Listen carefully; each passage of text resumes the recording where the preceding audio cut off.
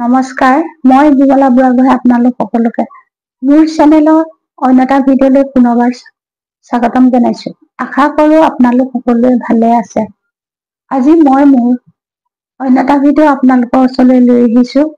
আজি মোৰ ভিডিঅ'টো হ'ল আমি কি কৰিলে আমাৰ ঘৰত কেতিয়াও লক্ষী কম নহয়।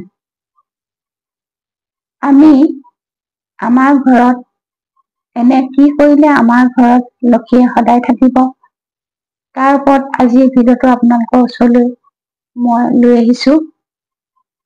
আমি প্ৰথমতে সোমবাৰ দিনা কেইটামান নভগা নিচিঙা চাউল লৈ আমি শিৱ মন্দিৰলৈ যাব লাগে। শিৱ মন্দিৰত গৈ আমি ধূপ বন্তি জ্বলাই শিৱলিংগত আমি সেই চাউলকেইটা অভিষেক কৰিব লাগে। নভগা নিচিঙা চাউলে শিৱলিংগত অভিষেক কৰিলে ঘৰত কেতিয়াও লক্ষী কম নহয় আৰু ঘৰখনত সদায় পুণ্য ফল পায়।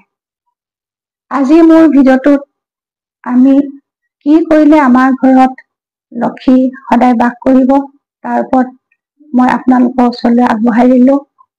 আপোনালোকে কৰি চাব, বহুতে কৰে আৰু যিসকলে এতিয়ালৈকে জনা নাই সেইসকলৰ বাবে মই ভিডিঅ'টো আগবঢ়াই দিছো। মোৰ ভিডিঅ'টো চাই আপোনালোকে কেনেকুৱা পালে মোক জনাব। যদি ভাল পালে লাইক কৰিব। অন্য এটা ভিডিঅ'ত পুনৰ লগ পাম। আজিলৈ আহো। নমস্কাৰ।